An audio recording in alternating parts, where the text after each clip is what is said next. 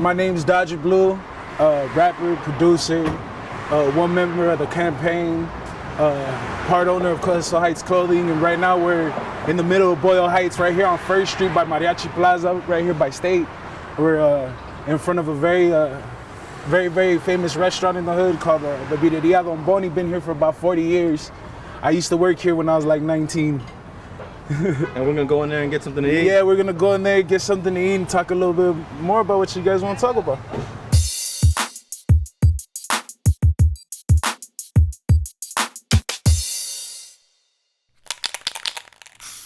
A lot of outsiders will come. They've had like, I used to work in the back parking cars, so we'll have like people from Pomona. They're telling me they've been living in Pomona for the past 30 years and been coming here since they were a kid. And you know, people coming in from Arizona, San Diego. There's this one lady that comes every other month from San Diego just to eat her burrito here.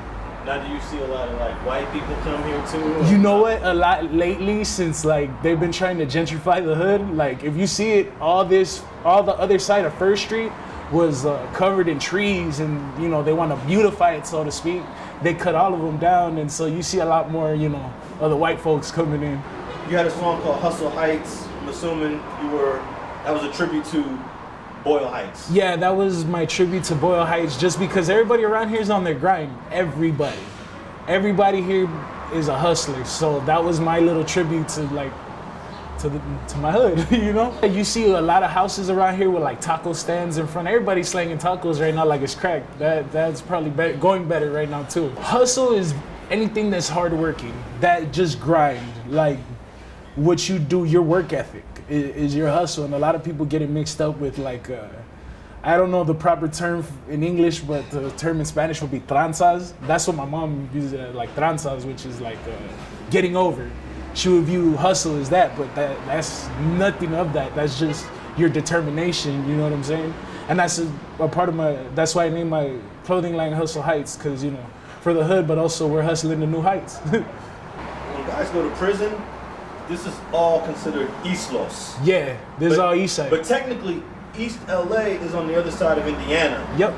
But for whatever reason, East Los has become the identity that crosses Indiana into Boyle Heights as well. How do you identify more Boyle Heights, East LA, or is it all the same to you? I identify more with Boyle Heights because if anybody knows, like, when people think of East LA and they think of the gangs that are warring, you know, they think of Boyle Heights because you go into East Los, there's like 4 gangs in all of East Los.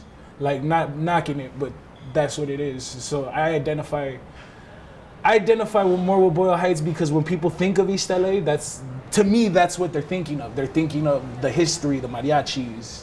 They're thinking of my neighborhood. That's, you know, I identify more with Boyle Heights, but I do understand that I'm from the Boyle Heights section of East Los Angeles.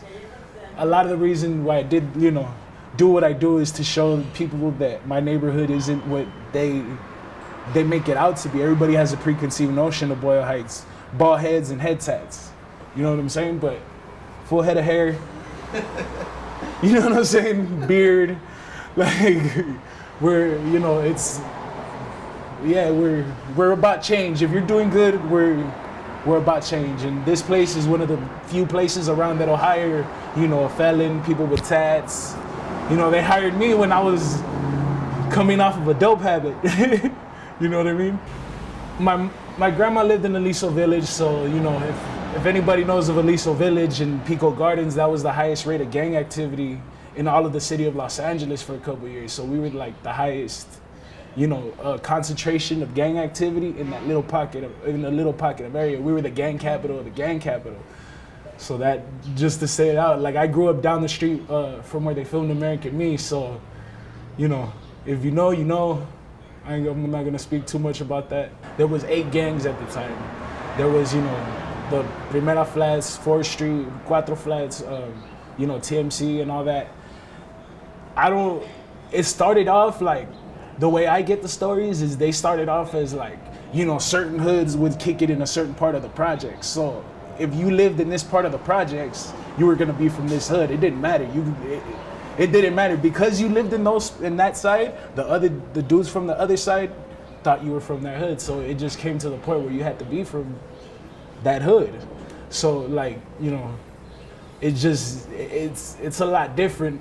I believe that the whole, like, everybody being cluttered was like, it wasn't necessarily them causing a ruckus, but it was a choice. It was something that they had to do to survive, that we had to do to survive. The way I look at it is like, you're big brothers from a hood. You're trying to do good, but everybody knows you're big brothers from that hood. And you could stay away as much as you want, but everybody knows that you're his brother.